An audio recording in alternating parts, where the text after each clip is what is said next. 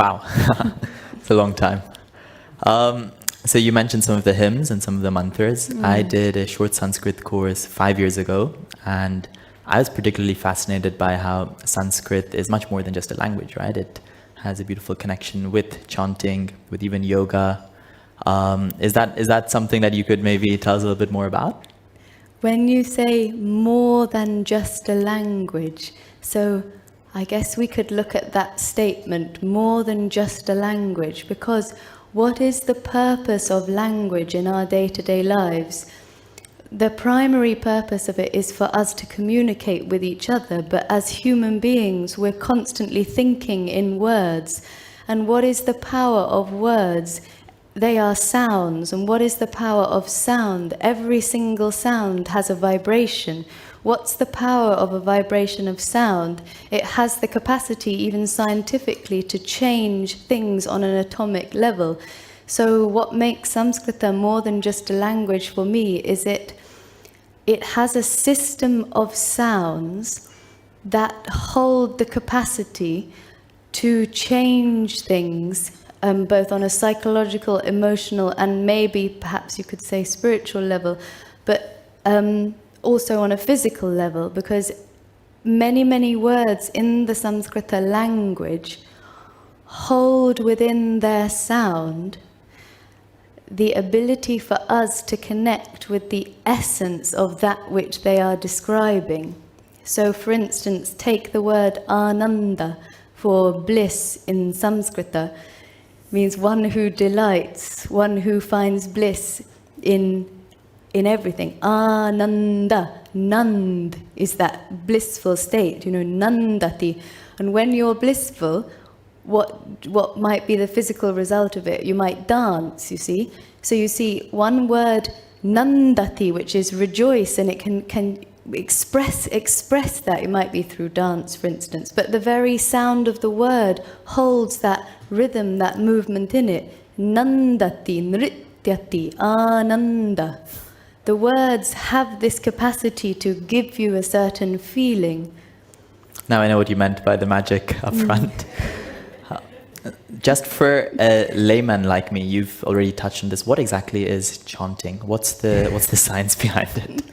Well, I'm a very much lay person myself with regards to chanting, a beginner if you like. But when I hear chanting done by pundits, which is a great word, isn't it? Pandita. And we use that word in English. We say on Radio 5 Live, it's always like, let's interview the football pundits. So there's Sanskrit in our everyday language coming up. But when I hear pundits reciting Sanskrit shlokas, the Vedas more precisely, in the correct rhythm and meter, that is chanting. But before we even get to the correct rhythm and meter, before we even begin to chant, what is the prerequisite of chanting? It's the capacity to listen.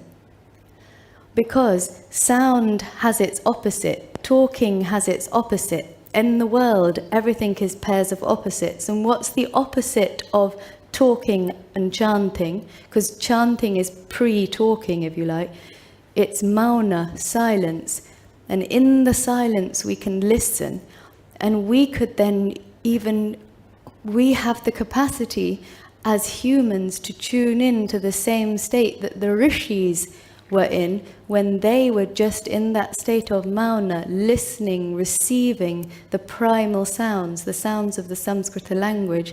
And in that open state, in that state of being able to receive, tuning into the sounds, not just of Sanskrit, but of the universe, even of you as a person. What's your sound, tuning into those sounds. That comes before chanting.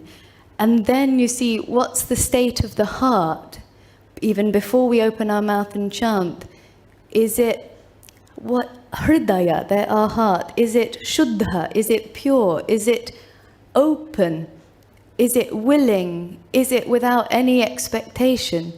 And then we put into that open, receptive state, we begin to chant in Sanskrit with this perfectly metrical system, where the sounds touch all the different parts of our mouth and body, so much so that we're practicing internal yoga of sound. And then the chants themselves can not only have spiritual or psychological impact, but could help the digestive system, could help relieve muscle ache, whatever. They have infinite capacity. Wow, I guess internal yoga is quite a powerful concept, and clearly can have quite a lot of benefits. We've got a number of people in the audience who work in very stressful professions, banking, consulting, law. So stress is probably an understatement. A lot of us probably go through depression, anxiety. How can chanting be used to mitigate this? How can chanting be used, leveraged as a tool to help us cope with such scenarios? So how can chanting be used for our well-being? Absolutely.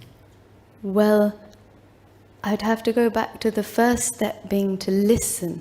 So to find perhaps some chants you really resonate with and start with listening to them every day. And as you listen and receive, then you begin to learn that chant. As you begin to learn it, then you chant along with it. And then from many, many days or weeks or years of practicing chanting along with it, then we go into the meaning of the chant, just a short one. Having gone into the meaning, carry on chanting with the awareness of the meaning, and then allow the chant to do its work. But to just start with a very short, simple chant. And many of my friends from India, or friends who are in stressful situations, I wonder, do they use this great heritage to de-stress? Not sure.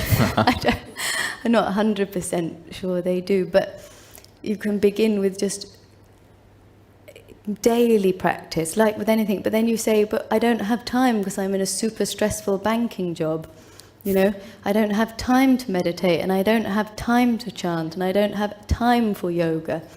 But obviously my teachers would always say, if you put meditation first, if you put your practice first, everything else will fall into place. There must be the trust that that is true. Absolutely.